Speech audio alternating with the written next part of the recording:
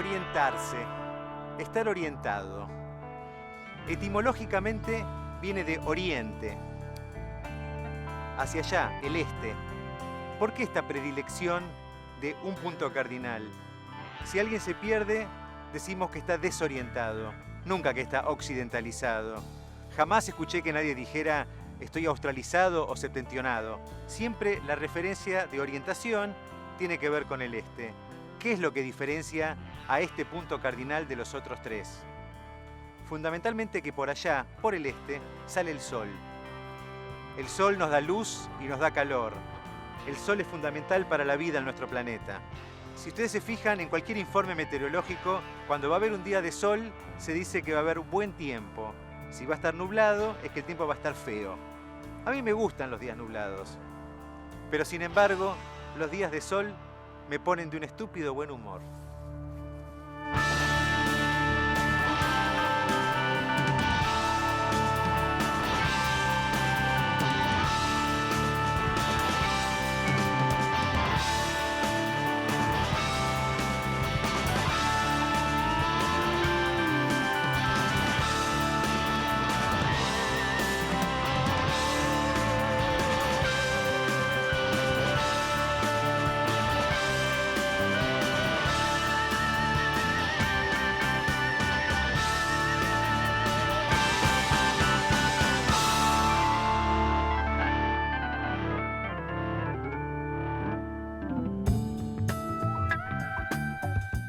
Alejandro Labeur fue compañero mío en la facultad. Además, fuimos compañeros de equipo varios años y nos recibimos juntos. Algo muy parecido a un hermano. Hace unos cuantos años que está viviendo en Barcelona y es especialista en arquitectura bioclimática. Así que aproveché su visita en Buenos Aires para charlar un rato con él. Bueno, para empezar, Ale, contame, ¿qué es la arquitectura bioclimática?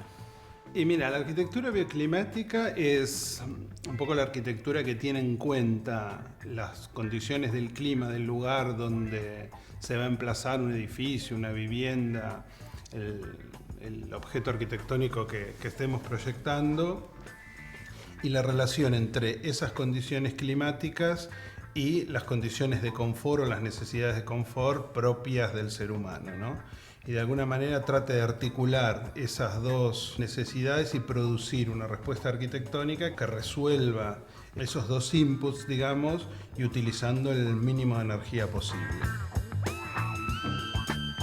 Que en realidad, si uno lo piensa, no tendría que ser vista como una cosa absolutamente nueva o que es una preocupación de ahora, sino que en realidad toda buena arquitectura, si uno lo piensa en términos históricos, lo tuvo en cuenta. Lo que pasa que ahora, a partir de una serie de factores más generales, como el calentamiento global, la crisis energética, etc., cada vez está más sobre el tapete, ¿no?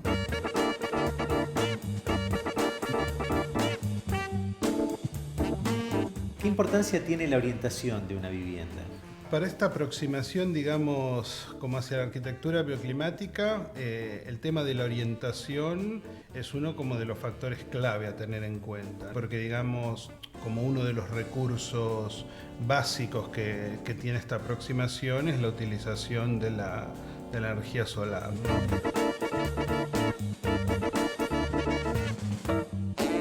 El asoleamiento es importante por varias razones. Primero, por un factor térmico, de aporte necesario en periodo invernal, de freno necesario en periodo estival. Segundo, porque está ligado con la luz. Tercero, porque todo esto, para corregirse, es muy caro.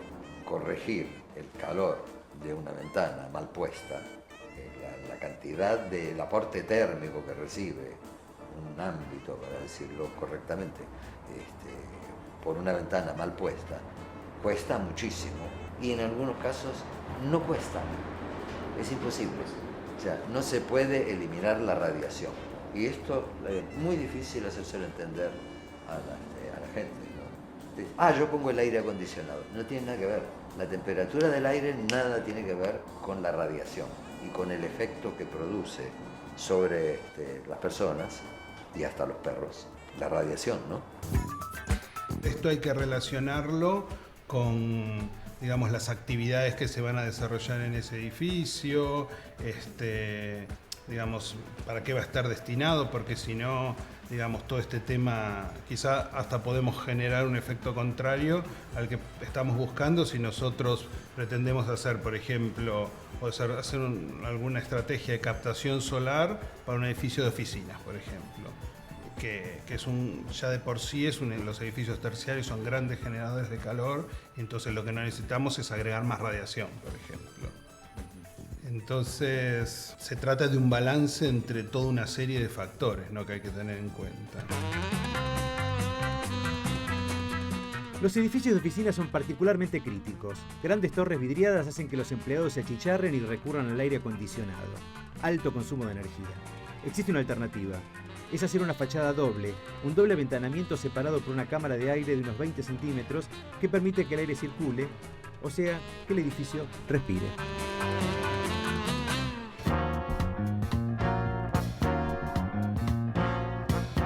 Le Corbusier tiene un dibujo muy bueno, un dibujo de él que a mí siempre me gustó porque muestra como un dibujo del sol como con dos caras, ¿no? Con una cara que es como un sol sonriente que está marcando como que es un recurso para utilizar, pero después hay una cara de un sol con cara de odio, digamos, que lo que está diciendo es que, bueno, hay un montón de circunstancias en las que lo que tenemos que hacer es protegernos del sol, ¿no? No es siempre un recurso para utilizar.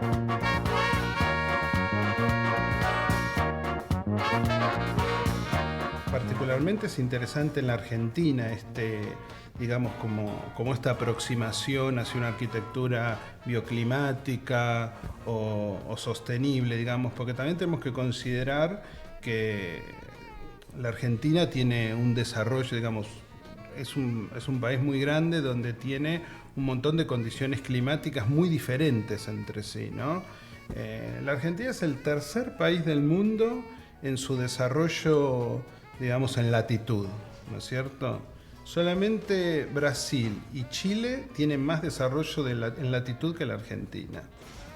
Por otro lado, Brasil, todo ese desarrollo es entre los climas tropicales y subtropicales, así que no tiene tantas diferencias tan importantes.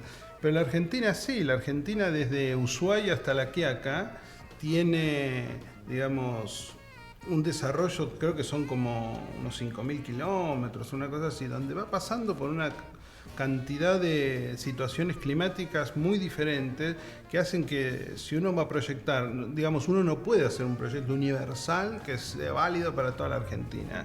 Digamos, hay un montón de condiciones particulares en cada uno de las distintas regiones, sin hablar de microclimas y cosas de ese tipo, que hacen como que una aproximación teniendo en cuenta las condiciones del clima es fundamental. La orientación es fundamental al momento de ahorrar energía, así como también el tamaño y la ubicación de las aberturas y de los recursos proveedores de sombra, como pueden ser galerías y aleros.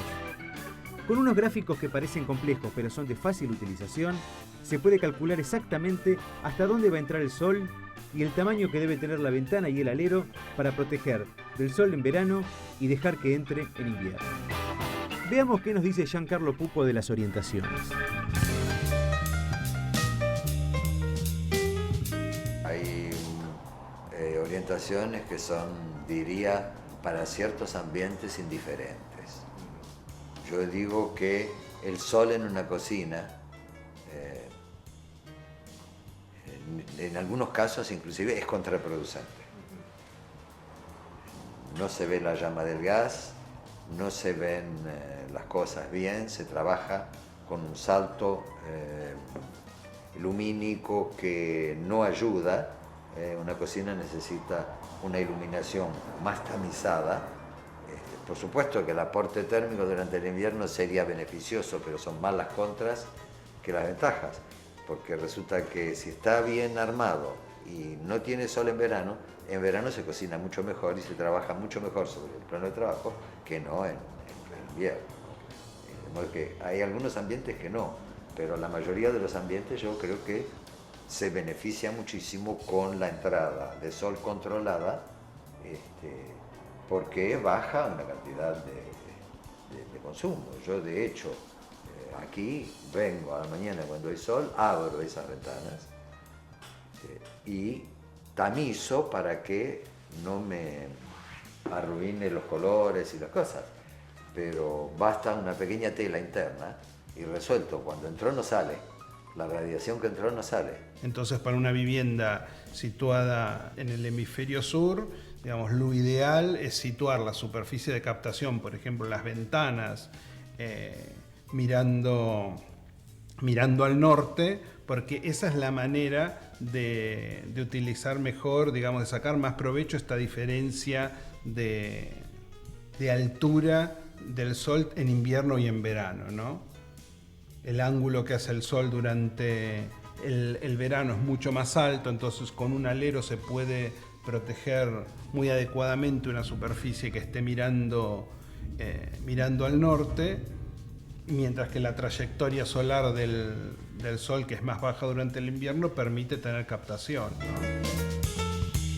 De nada vale hacer un edificio que reciba la radiación que tiene que recibir, que le conviene, etcétera, si no sabe mantenerla. No solo no tiene corrección si no sabe mantenerla, tampoco se lo puede corregir artificialmente. O sea, se puede, pero a un costo enorme.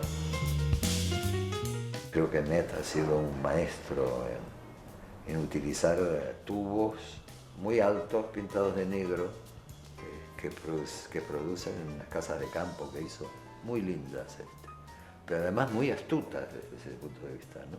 Con un procedimiento tan sencillo como un tubo negro que se calienta y produce una succión de aire, se produce una sensación de confort interior. Hay un famoso edificio en Israel que está totalmente abierto, no tiene ni ventanas ni puertas, y tiene organizados los planos, que es un edificio bastante libre, están organizados los planos de modo que se calientan y producen corrientes de aire. La sensación interior es absolutamente perfecta. Está en una zona de desierto, con muy poca lluvia, muy poca nubosidad. Ahora no sé, hace 40 años. El sol, la orientación y los vientos son temas que no deben ser soslayados al momento de diseñar una casa. No se trata de hacer arquitectura bioclimática, sino simplemente de hacer buena arquitectura. Ya sé lo que están pensando. ¿Y cuáles son los costos?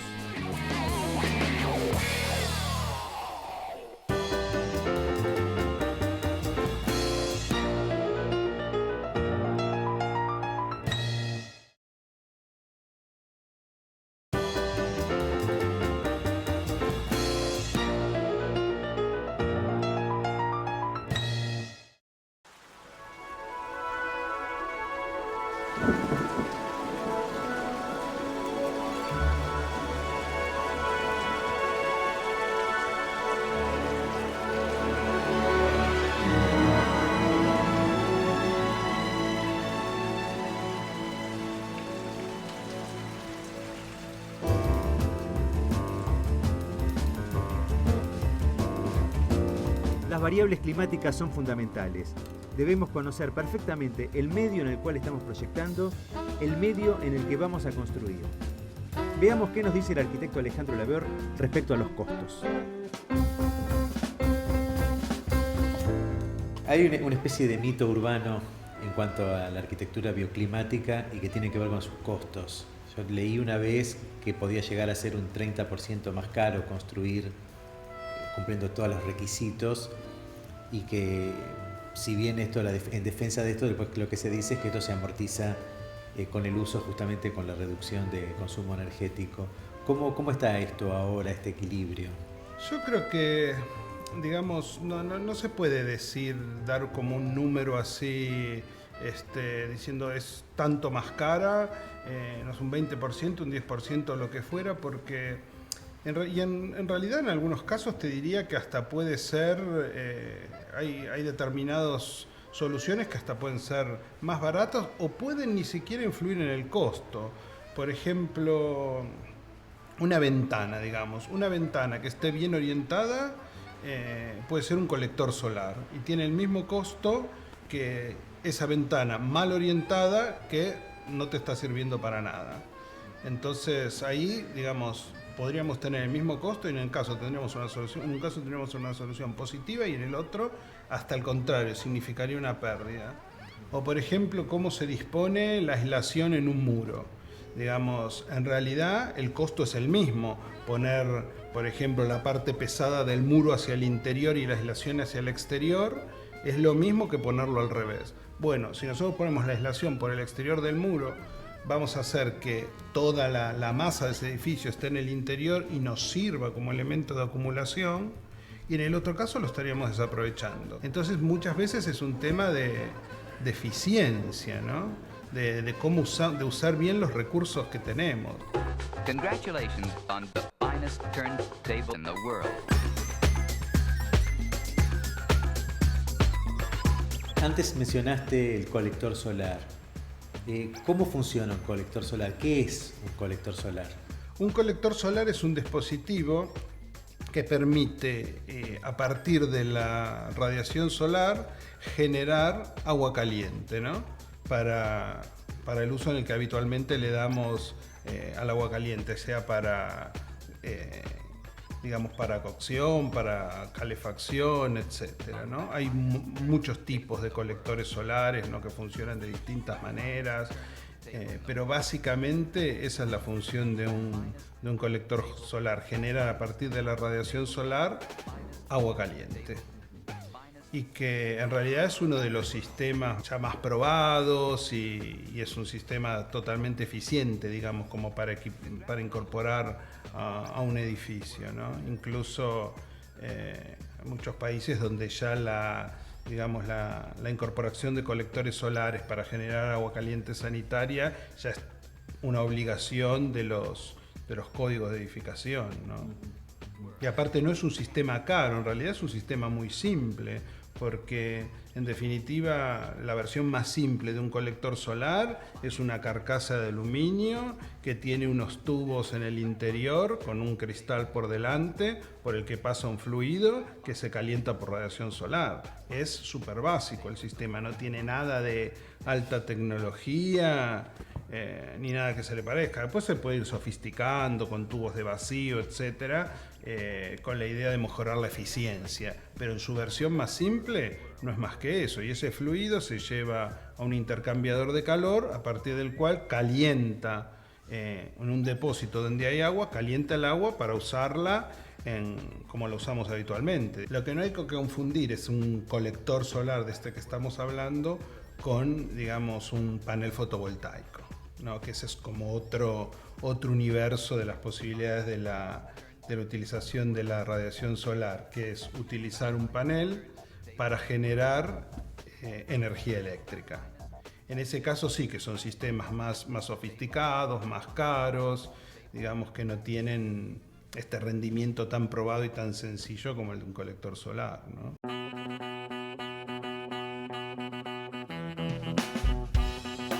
En resumen, hay 4 temas importantes a tener en cuenta. La orientación de las aberturas. Si las 4 orientaciones son distintas, las caras de un edificio deben ser también distintas. El aislamiento exterior debe ir por fuera. Es fundamental usar bien los recursos, de modo eficiente. Y por último, no hay que confundir dos cosas que parece que son lo mismo pero no tienen nada que ver. El colector solar es un dispositivo para generar agua caliente con radiación solar, mientras que el panel fotovoltaico es un panel para generar energía eléctrica. Y hablando del sol, es difícil eludir la figura de Vladimiro Acosta y el sistema Helios. ¿Qué me puedes decir al respecto?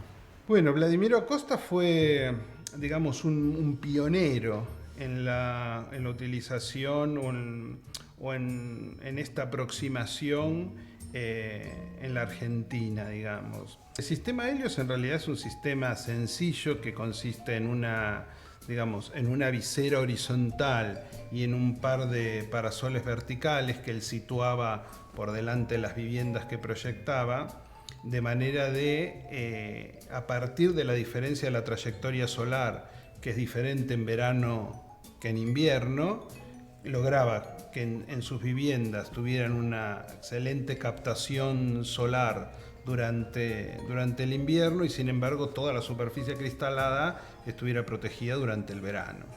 Esta es una de las formas como más sencillas de digamos, de utilizar la radiación solar, ¿no? Hay que tener en cuenta ciertas cuestiones, ¿no? Por ejemplo, esto que te decía antes de la trayectoria solar. Hay que conocer un poco de geometría solar, que tampoco es una ciencia Exactamente compleja. No es una ciencia exactamente compleja, simplemente es conocer los ángulos de altura y de azimut del Sol a lo largo del año.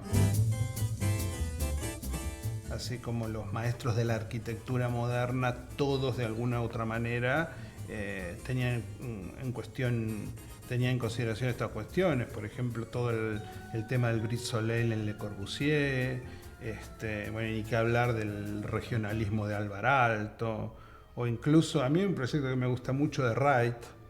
Wright hace un proyecto en los años 50 que se llama el hemiciclo solar, ¿no? Es un proyecto del año 40 y pico, en una zona fría del interior de los Estados Unidos. Y es una casa que, digamos, describe como un arco acompañando la trayectoria solar. Y ahí prácticamente están presentes todas las cuestiones de las que hoy estamos hablando, digamos. Si uno mira ese proyecto y te dicen que ese proyecto está hecho ayer, te lo crees. Y es un proyecto del año 40 y pico. Adaptada muy bien al frío clima nórdico, la planta tiene una sección circular. La cara más fría, la del norte, está semienterrada de modo que queda protegida del viento, y la cara sur, vidriada, se abre un jardín de modo que recibe luz y calor solar. Tiene 2 plantas. La planta baja, la zona de día, y la planta alta, colgada de unas vigas del techo, es la zona de noche.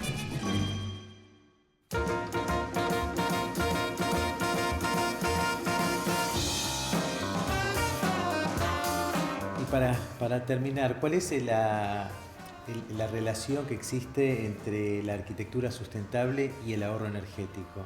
Si tomamos una ciudad como una ciudad occidental cualquiera, digamos, y haces un análisis de todo el consumo energético de una ciudad, vamos a caer en la cuenta de que aproximadamente el 50% del consumo energético lo tenemos en los edificios. Prácticamente es como un 50% en los edificios residenciales y el resto en edificios terciarios. Y prácticamente otro 25% depende del transporte. Y el resto son otros usos de la energía. Quiere decir que el 75% del consumo energético de una ciudad, de una u otra manera, depende de los arquitectos.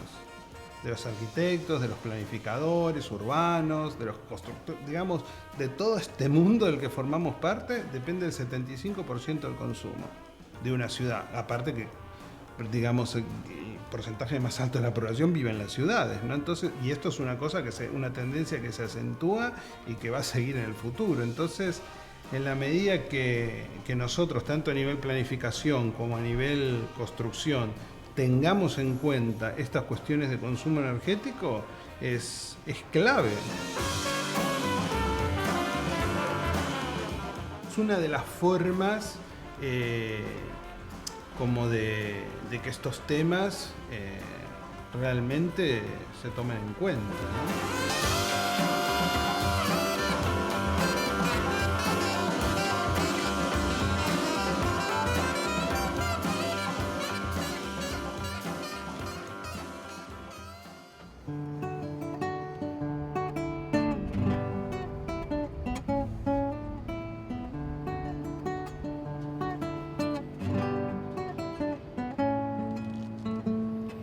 Y vemos la importancia que tiene el sol en la arquitectura.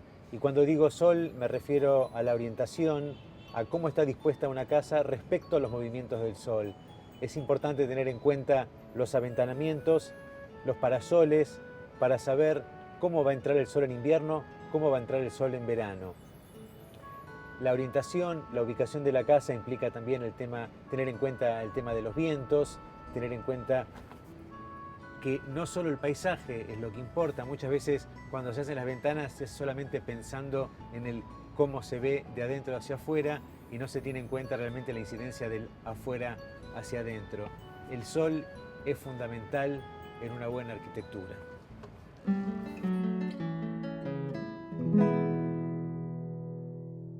Lost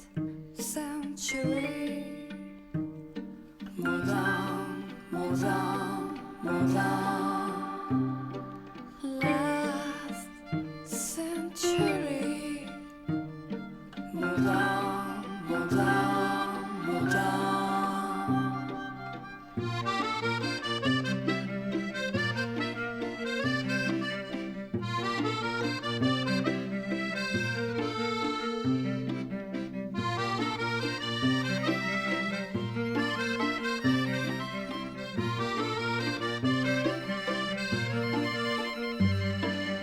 Last century.